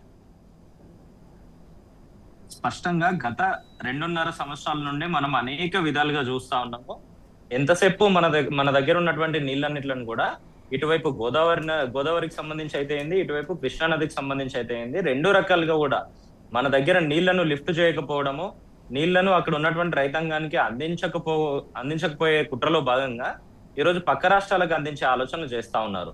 విపరీతమైన వర్షాలు పడతా ఉంటే కూడా సరే, నిన్నగాకున్న ఎల్నినో అన్నారు, వర్షాలు లేనటువంటి పరిస్థితి. ఆ సమయంలో, ఆ సందర్భంలో మీరు కొన్ని ప్రాంతాలకు నీళ్లు అందించలేదు అని అంటే దానికి ఒక పద్ధతి, ఒక ఆలోచన అనేది ఇస్తూ ఉంటారు. అంతేగాని ఈ రోజు ఇంత విపరీతమైన స్థాయిలో వర్షాలు పడతా ఉంటే కూడా 215 టీఎంసీల కెపాసిటీతో ఈ రోజు శ్రీశైలం ఉండి, అదే శ్రీశైలంలో సరే సిల్టు ఇటువంటివన్నీ పోతే ఒక 177, 178 టీఎంసీల కెపాసిటీ ఉంది. ఈ రోజు పూర్తి స్థాయిలో నిండు కుండలాగా మారితే కూడా ఇప్పటికీ కూడా మీరు నీళ్లు లిఫ్ట్ చేసే పరిస్థితి లేదు. కనీసం ఆ విధంగా ఆలోచనలు చేస్తున్నటువంటి పరిస్థితి లేదు. అది దాంతో పాటుగా మీరు అక్కడ నిన్నగాక మొన్న మీరు గమనిస్తే కూడా గత వారం 15 రోజుల కింద ఇదే ప్రభుత్వం వెటరన్ కూడా చేసినటువంటి పరిస్థితులను మనం చూసినాము. ఉద్దండపూర్ నుండి స్పష్టంగా నీళ్లు లిఫ్ట్ చేసే అవకాశం ఉన్నా కూడా ఈ రోజు ఇంటెన్షనల్ గా ఇదే పాలమూరు రైతాంగాన్ని ఇబ్బందులకు గురి చేసే ప్రయత్నాలు చేస్తా ఉన్నారు. గతంలో ఉమ్మడి రాష్ట్రంలో భారతదేశం మొత్తంలో కూడా వెనుకబాటుకు గురైనటువంటి జిల్లాల లిస్టు తీస్తే ముందుండేటటువంటి అగ్రగామిగా ఉన్నటువంటి జిల్లా ఇదే ఉమ్మడి పాలమూరు జిల్లా. అటువంటి జిల్లాను సస్యశ్యామలం చేయాలనే సంకల్పంతో కేసీఆర్ గారు ముఖ్యమంత్రిగా ఉన్నప్పుడు అనేక పెండింగ్ ప్రాజెక్టులను రన్నింగ్ ప్రాజెక్టులుగా ఏ రకంగా చేస్తున్నారో మనం చూస్తాము. ఇదే కల్లకుర్తి అయితే ఏంది, ఇదే భీమా, నెట్టెంపాడు, కోయిల్ సాగర్, జూరాలకు సంబంధించి కానీ, అటు తుమ్మిల మీద లిఫ్టులు కట్టడం కానీ, ఇదే పాలమూరు రంగారెడ్డికి స్పష్టంగా అన్ని రిజర్వాయర్లను నిర్మాణం చేయడం కానీ, ఇంత అద్భుతంగా కేవలం పాలమూరు రంగారెడ్డి అనే ఒకే ఒక్క ప్రాజెక్టుకు సంబంధించి చూస్తే దాదాపుగా ఒక 27-28 వేల కోట్లు వెచ్చించి అటువంటి పనులన్నిట్లను పూర్తి చేస్తున్నారు. అనేక రకాలుగా అప్రూవల్స్ కూడా పెండింగ్ లో ఉంటే కాలుకు బలపం కట్టుకుని ఢిల్లీకి తిరిగి ఆ అప్రూవల్స్ అన్ని సాధించే ప్రయత్నాలు చేసిండ్రు. ఇన్ని చేస్తూ ఈ సందర్భంగా మీకు ఒక విషయాన్ని గుర్తు చేయాలి. ఇదే కల్వకుర్తి లిఫ్ట్ ఇరిగేషన్ అనే ప్రాజెక్టుకు సంబంధించి ఉమ్మడి రాష్ట్రంలో ఇదే కాంగ్రెస్ పార్టీ పాలించిన నాడు 13,000 ఎకరాలకు మాత్రమే సాగునీరు అందించే పరిస్థితులు ఉండే. కానీ కేసీఆర్ గారు ముఖ్యమంత్రి అయిన తర్వాత ఏకకాలంలో ఆ 13,000 ఎకరాలను ఒక్క కల్వకుర్తి లిఫ్ట్ ఇరిగేషన్ కింద ఉన్నదాన్ని స్పష్టంగా 3 లక్షల ఎకరాలకు పెంచినటువంటి పరిస్థితులు మనం చూస్తాము. ఈ విధంగా కేసీఆర్ గారి పరిపాలన చేస్తే, ఈ విధంగా జూరాల ఆయకట్టును స్టెబిలైజ్ చేస్తే, ఈ రకంగా మన తుమ్మిళ్ల మీద లిఫ్ట్ పెట్టి దాదాపుగా ఇదే నడిగడ్డ ప్రాంతానికి ఒక 80-85 వేల ఎకరాలకు నీళ్ళిచ్చే ప్రయత్నాలు చేస్తా ఉంటే, మొత్తంగా చూస్తా ఉంటే తాగునీరు, సాగునీటికి సంబంధించిన అవసరాలను ఒక 10 లక్షల ఎకరాలకు పెంచిండ్రు కేసీఆర్ గారు. అన్ని రకాల సిస్టమ్స్ ఉండి కూడా, అన్ని రకాలుగా మోటార్లు, అన్ని రకాలుగా నీళ్లు లిఫ్ట్ చేసే పరిస్థితులు అన్ని ఉన్నా కూడా అల్లున్నట్ల శనున్నట్టుగా ఈ రోజు ఈ 2.5 సంవత్సరాలుగా అదే పాలమూరు నుండి ముఖ్యమంత్రిగా ఉన్నటువంటి రేవంత్ రెడ్డి గారు స్పష్టంగా ఈ రోజు పాలమూరును మళ్లీ వలసల వైపు మళ్లించే ఆలోచనలు, కుట్రలు చేస్తున్నట్టుగా కనబడతా ఉంది. గతంలో ఏదైతే ఇదే పాలమూరు జిల్లా నుండి ఏ రకంగా లక్షలాది మంది యువకులు వలసపోతుండేనో, కేవలం ముసలి వాళ్ళు మాత్రమే పాలమూరులో ఉంటారు అన్న విధంగా ఉండేనో పరిస్థితిలో కేసీఆర్ గారి దాని మొత్తాన్ని రూపుమాపి వలసలు వాపసు వచ్చే విధంగా, అందరూ అక్కడే పాలమూరులోనే సజీవంగా ఉండే విధంగా స్పష్టంగా సంక్షేమాన్ని అందించి మరో రకంగా అభివృద్ధిని అందించిండ్రు. ఈ రోజు పూర్తి స్థాయిలో మళ్ళొక్కసారి ఎడారిగా మార్చే ప్రయత్నాలను ఇదే కాంగ్రెస్ ప్రభుత్వం చేస్తా ఉంది. మీరు ఒక్కసారి గమనిస్తా ఉంటే ఇదే పాలమూరుకు సంబంధించి పాలమూరు రంగారెడ్డి ప్రాజెక్టుకు సంబంధించి చూస్తా ఉంటే 90 టీఎంసీల నీళ్లు అలొకేషన్ ఉండాలనే విధంగా కేసీఆర్ గారి ప్రభుత్వం పనిచేస్తా ఉంటే ఇదే రేవంత్ రెడ్డి గారు లేదు మాకు 45 టీఎంసీలు సరిపోతాయి అని చెప్పి ఇదే పాలమూరుకు లేఖలు రాసిండు. 299 టీఎంసీలకు సంబంధించి ఇదే కాంగ్రెస్ పార్టీ ఇదే కాంగ్రెస్ ప్రభుత్వం 299 టీఎంసీలతో 2013లో స్పష్టమైన అలొకేషన్ ఇస్తే కేసీఆర్ గారికి ఆపాదించే ప్రయత్నాలు చేసిండ్రు. ఇదే పాలమూరుకు సంబంధించి మన శ్రీశైలం నుండి లిఫ్ట్ చేయాలనే ఆలోచనలు 200 టీఎంసీల కెపాసిటీ ఉండే దగ్గర నుండి లిఫ్ట్ చేయాలనే ఆలోచనలు కేసీఆర్ గారు ప్రభుత్వం చేస్తే లేదు కేవలం 6 టీఎంసీల కెపాసిటీ ఉండే జూరాల నుండి లిఫ్ట్ చేస్తామని చెప్పి ఇదే కాంగ్రెస్ ప్రభుత్వం ఈ రోజు కుట్రలు చేస్తా ఉంది. ఇవన్నీ ఎందుకు చేస్తా ఉంది అంటే మన దగ్గర లిఫ్ట్ చేసే పరిస్థితులు ఉత్పన్నం కాని సిచ్యువేషన్ మనమే క్రియేట్ చేస్తే ఆ నీళ్ళన్నీ కూడా కిందికి పోతా ఉంటాయి. కిందికి పోతే మన గురువు ఎవరైతే ఉన్నారో ఆ గురువు గారికి సంబంధించి ఆంధ్రప్రదేశ్ రాష్ట్రానికి న్యాయం చేయాలనే దాంట్లో భాగంగా వీళ్ళు పనిచేస్తా ఉన్నారు. నిజంగా కూడా గతంలో మన ప్రాజెక్టులన్నిట్లను అడ్డుకునే విధంగా ఏదైతే అక్కడ ఇరిగేషన్ సెక్రటరీగా ఉన్న ఆదిత్యనాథ్ దాస్ గారు ఉన్నారో వారిని తీసుకొచ్చి ఈ రోజు తెలంగాణలో ఇరిగేషన్ మీద ఎవరికి నాలెడ్జే లేదు అన్నట్టుగా అదే పక్క రాష్ట్రం తరఫున పనిచేసినటువంటి ఆదిత్యనాథ్ గారిని తీసుకొచ్చి ఈ రోజు తెలంగాణలో ఇరిగేషన్ అడ్వైజర్ గా పెట్టిండు. ఈ రకంగా మీరు చూస్తా ఉంటే అన్ని వందలాది డాక్యుమెంట్లు ఈ రోజు పబ్లిక్ డొమైన్ కి వస్తా ఉన్నాయి. మీరు ఏది చూసినా కూడా ఆఖరికి ఇదే పాలమూరు రంగారెడ్డి డిపిఆర్ కూడా వాపస్ వచ్చే సిచ్యువేషన్ క్రియేట్ చేసిండ్రు. ఇవన్నీ చేస్తూ పాలమూరుని ఎడారిగా చేయాలనే దాంట్లో రేవంత్ రెడ్డి గారు ఈ రోజు పనిచేస్తున్నట్టుగా కనబడుతుంది. ఇప్పటికైనా ఇటువంటి కుట్రలన్నీ ఆపకపోతే రానున్న రోజుల్లో స్పష్టంగా చెప్పిండు 2-3 రోజుల లోపల మీరు ఈ మోటార్లు ఈ పంపులన్నీ ఆన్ చేయకపోతే ప్రధాన ప్రతిపక్షంగా బీఆర్ఎస్ పార్టీ తరఫున లక్షలాది మంది రైతులతో కలిపి గౌరవనీయులు కేటీఆర్ గారి నాయకత్వంలో కథం దొక్కుతాము అని చెప్తా ఉన్నారు. గతంలో మీకు ఒక్కసారి ఈ సందర్భంగా గుర్తు చేయాలి. ఇదే పార్లమెంటు ఎన్నికల సందర్భంగా గానీ ఆ తర్వాత గానీ ఇదే గోదావరి నుండి నీళ్లు మీరు ఎత్తక రైతాంగాన్ని అంతా ఇబ్బంది పెడతా ఉంటే ఆ రోజు కేసీఆర్ గారు స్వయంగా వచ్చి రంగంలోకి దిగిన తర్వాత ఏ రకంగా పంపులు ఆన్ చేసినారో మనం చూసినాము. మళ్ళొక్కసారి కూడా ఇంత నీళ్లు ఉన్నా కూడా మీరు లిఫ్ట్ చేయకపోతా ఉన్నారు కాబట్టి ఇంటెన్షనల్ గా ఇబ్బందులు పెడతా ఉన్నారు కాబట్టి ఈ రోజు కేటీఆర్ గారు స్వయంగా రంగంలోకి దిగుతా ఉన్నటువంటి పరిస్థితి. ఇప్పటికైనా ఇటువంటి పిచ్చి ఆలోచనలు మానుకోండి, ఇరిగేషన్ మీద కొద్దిగా అవగాహన తెచ్చుకోండి. తెలంగాణలో అనేక మంది ఇరిగేషన్ మేధావులు ఉన్నారు. మేధావులు చెప్తా ఉంటే కూడా స్వయంగా బెల్ట్ ట్రీట్మెంట్లు ఇస్తామని ఏ రకంగా రేవంత్ రెడ్డి గారు చెప్తా ఉన్నారు మనం చూస్తా ఉన్నాము. ఇటువంటి బేసిజాలన్నీ పక్కన పెట్టండి. ఎడారవుతున్నటువంటి పాలమూరును, ఆ పాలమూరు గొంతులను, పాలమూరు రైతాంగాన్ని హక్కున చేర్చుకునే ఆలోచన చేయాల్సిన అవసరం ఉంది ఈ రోజు. రైట్ నిఖిల్ గారు, మొత్తానికి ఏదైతే ప్రాజెక్టులను పడవ పెట్టడం లేకుంటే పరిపాలన విషయం కావచ్చు, అవగాహన కావచ్చు, లేకుంటే ఇరిగేషన్ పైన ఇక్కడ ఎవరికి అవగాహన లేనట్టు వేరే వాళ్ళను ఆదిత్యనాథ్ దాస్ లాంటి వాళ్ళని తీసుకొచ్చి తెలంగాణకు అన్యాయం చేస్తూ ఆంధ్రకి మెప్పుగా ఆంధ్రకు న్యాయం చేసేలాగా ఉన్నది వారి నిర్ణయాలు. అధికారులను అడ్డం పెట్టుకొని ఇష్టానుసారంగా ప్రతి సెక్టర్ను భ్రష్టు పట్టిస్తున్నారని చెప్పేసి నిఖిల్ గారు ఆరోపిస్తున్నటువంటి అంశం. విజయ్ గారు, మనం ముఖ్యంగా ఇంకొక వార్త చూస్తున్నాం. 480 రోజుల్లో 444 కోట్లకు సంబంధించి అంశం చూస్తున్నాం. ఒక ఎమ్మెల్యేకి సంబంధించి ఇంత పెట్టుబడులు తక్కువ ఉండి అంత రుణాలు తీసుకున్నారు, రుణాలు కూడా ఎట్లా చెల్లించారు అనేది అనుమానాస్పదంగా ఉందని చెప్పేసి ఆర్ఎస్పీ గారు చెప్పినటువంటి అంశం సంబంధించి మీరేమంటారు? సురేష్ గారు, 2010 నుంచి 2013 వరకు భాగ్యనగర్ హోటల్స్ సంస్థ, అదేవిధంగా సాయి ఎస్టేట్స్ సంబంధించిన వాటికి దాదాపు 490 కోట్లు దగ్గర లోన్లు వాళ్ళు మంజూరు చేసుకున్నారు. సో అన్ని రకాల అనుమతులు తీసుకుని చేసుకున్నారు.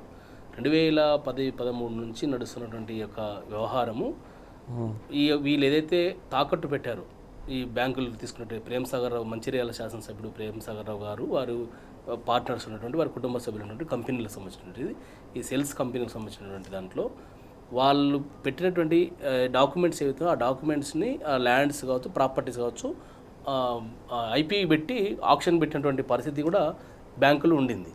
మళ్ళీ 2023లో శాసనసభ్యుడిగా ఎన్నికైన తర్వాత అనూహ్యమైనటువంటి మార్పులు చెంది మరి వీళ్ళకు ఇన్ని సంవత్సరాల నుంచి పెండింగ్ ఉన్నటువంటి అప్పులు మళ్ళీ వీళ్ళు 195 కోట్లు ఎంతనో చెల్లించామని చెప్పేసి వీళ్ళు మాట్లాడుతూ ఉన్నారు. మరి ఎక్కడి నుంచి వచ్చినాయి ఇవన్నీ విషయాలు, ఇన్ని పైసలు ఎక్కడి నుంచి వచ్చినాయి? వీటి మీద ప్రజలకు సమాధానం చెప్పాల్సి ఉంది. ఒక్క ప్రేమ్సాగర్ రావు సమస్యే కాదు ఇది. ఈ రాష్ట్రంలో నీకు గ్రామ పంచాయతీ సభ్యుడి నుంచి ముఖ్యమంత్రి వరకు ప్రతి అధికార పార్టీ నాయకులు ప్రతి లెవెల్లో ఈ రకమైన అడ్డదారులు, అవినీతి, విచ్చలవిడితనం పెట్టిపోయి ఈ రాష్ట్రాన్ని ఒక చెరబట్టినట్టు చెల్లగల్లాగా పట్టి పీడిస్తూ ఉన్నారు. ఇవాళ మీరు చూడండి, ప్రేమ్ సాగర్ రావు గారికి ఇన్ని కోట్ల రూపాయలు ఏకకాలంలో బ్యాంకులకు తిరిగి చెల్లించేటువంటి ఆర్థిక స్తోమత ఎక్కడి నుంచి వచ్చింది? నష్టాలల్లో ఉన్నాము, దివాలా తీసినామని చెప్పేసి వాళ్ళకే మా కదా ఐపీ పెట్టి ఆస్తులు వేలానికి అమ్మకం పెట్టేది. మరి అలాంటి కంపెనీ ఇవాళ ఇన్ని పైసల రూపాయలు ఎట్లా చెల్లించింది? అసలు ఈ యొక్క కిటుకు ఏందో, ఈ యొక్క సూత్రం ఏందో రాష్ట్ర ప్రజలకు కూడా చెప్పండి, లేదా రేవంత్ రెడ్డి గారికి చెప్పండి. మీరు రేవంత్ రెడ్డి గారు అప్పులు ఉన్నాయని చెప్తున్నారు కదా. ప్రేమ్ సాగర్ రావు గారు రేవంత్ రెడ్డి గారికి నీ యొక్క సూత్రం ఏందో వారికి కూడా సలహా ఇవ్వండి. సలహా ఇచ్చిన తర్వాత మరి ఈ రాష్ట్ర అప్పులు కూడా ఆ రకంగా తీర్చడానికి అవకాశం ఉంటుందని చూడండి. మరి ప్రజలకు కూడా ఇవ్వండి. మరి ఇదేందో, ఈ కిటుకేందో. కాబట్టి ఇది ఒక శాసనసభ్యుడి సమస్య కాదు. మంత్రులు కావచ్చు, ఎమ్మెల్యేలు కావచ్చు, ముఖ్యమంత్రి కుటుంబ సభ్యులు కావచ్చు, ప్రతి ఒక్కరు కూడా ఈ రాష్ట్ర సంపదని లూటీ చేస్తూ ఈ రకంగా దాచుకుంటా ఉన్నారు.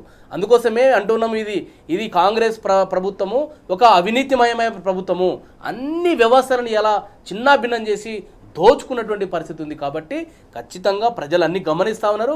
నిన్న మా బీఆర్ఎస్ పార్టీ ప్రధాన కార్యదర్శి ఎక్కడైతే మంచిర్యాల ఉందో మంచిర్యాలకు ఆర్ఎస్ ప్రవీణ్ కుమార్ గారు, అక్కడ ఇన్ఛార్జ్ దివాకర్ రావు గారు, విజిత్ రావు గారు, వారు పెద్ద ఎత్తున దీని మీద పీపీటీ కూడా ఇచ్చినారు. ప్రజలు కూడా తెలియజేశారు. ప్రభుత్వం వీటి మీద విచారణ చేయాలని బీఆర్ఎస్ పార్టీ డిమాండ్ చేస్తాం. రైట్. నిఖిల్ గారు, ముఖ్యంగా చూసుకున్నట్లయితే ఇక్కడ ఒక ఎమ్మెల్యేకి సంబంధించి లక్షలలో పెట్టుబడి పెట్టినటువంటి వ్యక్తి 100 కోట్ల అప్పులు తీసుకుని ఎట్లా చెల్లించారనేది అనుమానాస్పదంగా ఉంది. దీనికి సంబంధించి ఏసీబీ కావచ్చు, విజిలెన్స్ కావచ్చు, లేకుంటే వాటితో విచారణ జరిపించాలని చెప్పేసి ప్రధానంగా బీఆర్ఎస్ పార్టీ ప్రధాన కార్యదర్శి ఆర్ఎస్పీ గారు కోరినటువంటి అంశం సంబంధించి మీరేమంటారు? మీరు భారతదేశ వ్యాప్తంగా ఎక్కడ చూసినా కూడా మన దగ్గర ఉన్నటువంటి సిస్టమ్ ఎట్లా ఉంటదంటే, మనకు సపోజ్ ఒక 1,00,000 రూపాయల ఆదాయం ఉంటే ప్రతి నెల, దానికి ఒక 60 రెట్లు మనకు లోన్ ఇస్తారు. అంటే 60 లక్షలు లోన్ వచ్చే అవకాశం ఉంటది. ఆ సందర్భంగా ఇప్పుడు ఇదే ఎమ్మెల్యే గారికి సంబంధించి మంచిర్యాల శాసనసభ్యులకు సంబంధించి చూస్తా ఉంటే 10 లక్షల రూపాయలు వాళ్ళు పెట్టుబడి పెట్టినట్టుగా కనబడతా ఉంది. సరే, ఇంటూ 60 ఇచ్చినా కూడా 6 కోట్ల రూపాయలు లోన్ రావాలి వారికి. ఏకంగా 140, 150 కోట్ల రూపాయలు ఏ రకంగా వచ్చిందండి? అదే విషయం ఈ రోజు అప్పులు రావట్లేదు, నన్ను చెప్పులు ఎత్తుకుపోయి దొంగలాగా చూస్తా ఉన్నారు అని రేవంత్ రెడ్డి గారు ఏదైతే మాట్లాడుతా ఉన్నారో వారు కూడా నేర్చుకోవాలి కదా. ఈ రోజు మరి ఇదే మంచిర్యాల ఎమ్మెల్యే గారి దగ్గర కేవలం 2.5 సంవత్సరాల కాల పరిమితిలో దాదాపుగా 450 నుండి 500 కోట్ల రూపాయలు ఇదే బ్యాంకులకు రీపేమెంట్ల కింద అప్పులన్నీ కట్టుకున్న పరిస్థితులు చూస్తా ఉంటే, ఒక ఎమ్మెల్యే స్థాయిలోనే ఈ రకమైన పరిస్థితి ఉంటే, ఈ రోజు మంత్రులు గాని, ముఖ్యమంత్రి గారు గాని, వాటి చుట్టూ తిరిగే వాళ్ళు గాని ఏ రకమైన దోపిడీ జరుగుతా ఉందో మనకు స్పష్టంగా కనబడతా ఉంది. స్పష్టంగా నిన్నగాక మొన్న వాళ్ళ జడ్చర్ల ఎమ్మెల్యే అనిరుద్ రెడ్డి గారు చెప్పినారు, అనేక మంది శాసనసభ్యులు చెప్తా ఉన్నారు, మా ప్రభుత్వంలో పుల్ల తీసి పుల్ల పెట్టాలంటే, అడుగు తీసి అడుగు పెట్టాలంటే 10%, 20%, 30%, 40% కమిషన్లు రావాలని చెప్తా ఉన్నారు. ఈ రోజు స్పష్టంగా దానికి అద్దం పట్టే విధంగా ఎమ్మెల్యే గారి వ్యవహారాలన్నీ బయటకు వస్తా ఉన్నాయి. రాష్ట్రం అంతా కూడా విస్తుపోయే విధంగా, రాష్ట్రంలో ఒకవైపు సంక్షేమ పథకాలు అమలు చేయడానికి డబ్బులు లేవంటారు, అభివృద్ధి చేయడానికి ఈ డబ్బులు లేవంటారు. ఇన్ని చెప్తున్నటువంటి మీరు మీ ఎమ్మెల్యేల దగ్గర వందలాది కోట్లు అప్పులు కట్టుకోవడానికి ఎక్కడి నుంచి వస్తా ఉన్నాయి? ఇంత ఇన్కమ్ ఎక్కడి నుండి వస్తా ఉంది? ఈ రోజు శాసనసభ్యుల జీతభత్యాలు మనం చూస్తా ఉంటే కూడా 2.5 నుండి 3 లక్షల రూపాయలు వచ్చే అవకాశం ఉంటది. దాంతో మీరు ఈ 30 నెలలకు సంబంధించి చూస్తే గట్టిగా 1 కోటి రూపాయలు కూడా వచ్చే పరిస్థితి ఉండదు కదా, 60-70 లక్షలు వచ్చే పరిస్థితి ఉంటది. దాంతో 600 కోట్ల రూపాయలు ఏ రకంగా అప్పులు కట్టిండ్రు మీరు అన్నది రాష్ట్ర ప్రజలందరికీ కూడా మీ అప్పులకు సంబంధించిన సూత్రం ఏంది, మీ అభివృద్ధికి సంబంధించిన పర్సనల్ అభివృద్ధికి సంబంధించిన సూత్రాలు ఏందో కూడా ఈ రోజు రాష్ట్ర ప్రజలందరికీ కూడా ఎక్స్ప్లెయిన్ చేయాల్సిన అవసరం ఉంది. రైట్ అండి, thank you so much Nikhil గారు, thank you so much Vijay గారు. ప్రధానంగా చూస్తున్నాం ఏదైతే రాష్ట్ర వ్యాప్తంగా ఉన్నటువంటి తెలంగాణ రాష్ట్రానికి ఉన్నటువంటి అప్పులు తీర్చడానికి ఇది ఒక మార్గం. ఏదైతే ఎమ్మెల్యే ప్రేమ్ సాగర్ ఇచ్చినటువంటి అప్పే దాని సూచనగా తీసుకొని వారి యొక్క సలహాలు తీసుకొని రాష్ట్ర ప్రభుత్వంలో ఉన్నటువంటి అప్పులను కూడా తీర్చొచ్చు కదా ముఖ్యమంత్రి గారు అంటూ విజయ్ గారు అలాగే నిఖిల్ గారు కోరుతున్నటువంటి అంశం ఇది. ఇవాళ వార్తల వాస్తవాలు. Keep watching TV news.